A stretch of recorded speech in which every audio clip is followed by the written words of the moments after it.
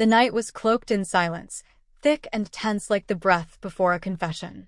A faint glow from the city skyline shimmered in the distance, casting pale light across the dark rooftop where Madison Clark stood alone.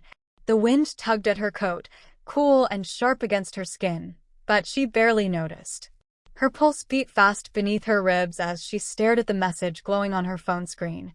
"I need to see you. Now." It was from Jackson Reed. Just 6 words, but they carried the weight of everything they had become, everything they had been hiding. The rooftop was a place Madison often came to think, high above the noise, isolated and untouchable, but tonight it felt different. Charged, like the world was holding its breath.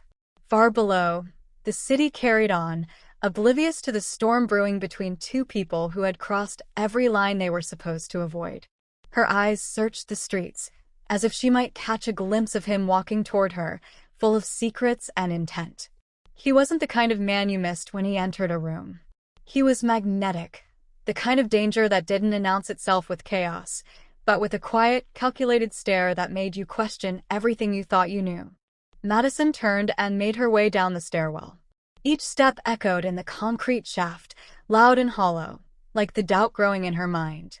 She didn't know what Jackson needed from her tonight, but she knew one thing for certain: whatever he was about to tell her would change everything. When she reached her car, the sky above was churning with low, heavy clouds. Lightning flashed once in the distance, illuminating the empty streets with a sudden, eerie glow. No thunder followed. Just silence, stillness, and the thud of her heart. She started the engine and drove through the darkened city, a chill crawling up her spine not from cold, but from anticipation. She arrived at the secluded house Jackson had rented in an older district just outside the city center. It was surrounded by trees, quiet and shadowed, a place meant to disappear. Madison stepped out of the car and walked slowly to the door. Before she could knock, it opened. Jackson stood there, silhouetted by soft, amber light inside. His eyes, dark and unreadable, met hers. "Come in." She stepped past him, her senses catching every detail: the smell of leather, the low hum of jazz in the background, the tension in the air. "You said it was urgent," she said, turning to face him. Jackson nodded. "It is." He poured 2 glasses of bourbon and handed her one, his fingers brushing hers. The contact was brief, but electric. Madison took a sip, needing the warmth to steady her nerves. "You remember when you asked me what I really do?" he said, his voice low. "You said it wasn't important." "It was a lie." She swallowed. "Then tell me the truth now." He walked to the window, staring out into the dark. "I work in private intelligence. Mostly off-the-book stuff. I help protect certain high-profile people from threats, the kind that can't be handled through normal channels. Sometimes that means surveillance. Sometimes it means removing obstacles." "What kind of obstacles?" He turned slowly. "The kind that put people in danger. Or the kind that become dangerous themselves." Madison felt a flicker of fear, but also fascination. "So why tell me now?" "Because someone followed me last week. They were watching us. I believe they know about you."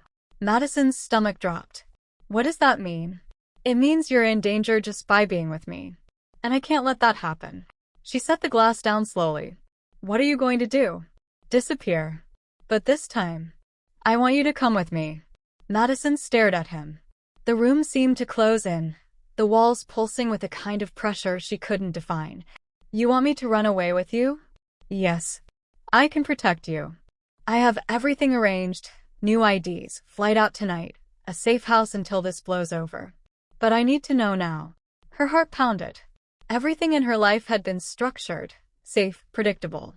And yet, all of it paled beside what she felt in this room. She stepped closer to him. "What happens if I say yes?" His hands moved gently to her waist. "Then we leave this behind. And we start new. Together."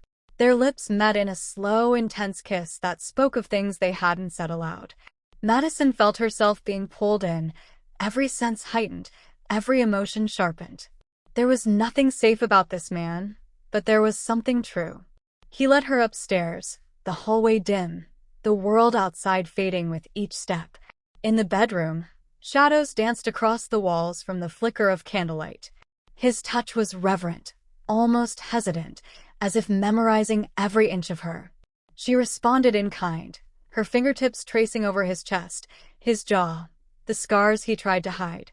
They undressed slowly, without words, a silent agreement passing between them. This moment was everything. It was truth, and it was escape. Wrapped in each other, they found something pure amid the chaos. Later, lying in his arms, Madison listened to the steady rhythm of his breathing. She had always lived her life by logic, by reason, but none of that mattered anymore. All that mattered was him. And in that silence, she realized something deeper.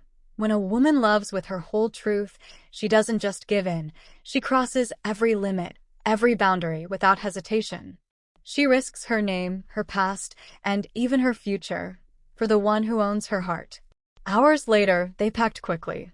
Jackson handed her a bag with essentials, documents, cash, a burner phone. They exited through the back, avoiding cameras, avoiding notice. But as they reached the alley, movement caught her eye. "Jackson," she whispered urgently. A tall man stepped from the shadows, dressed in black, gun in hand. His voice was calm.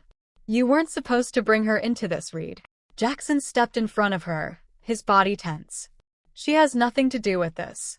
She has everything to do with this now. You're compromised." Madison held her breath as Jackson slowly raised his hands.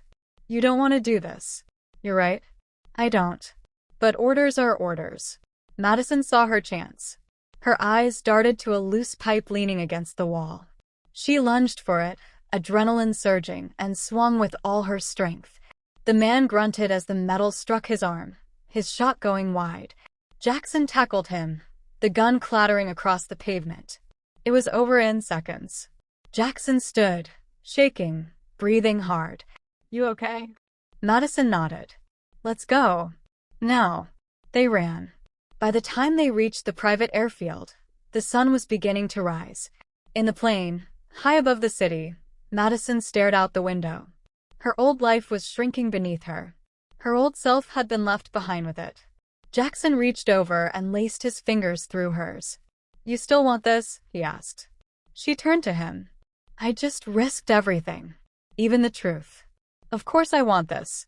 And with that, they flew into the unknown, not for safety, but for freedom. And for a love born not in perfection, but in risk. The kind of love that could only exist when everything else had been stripped away.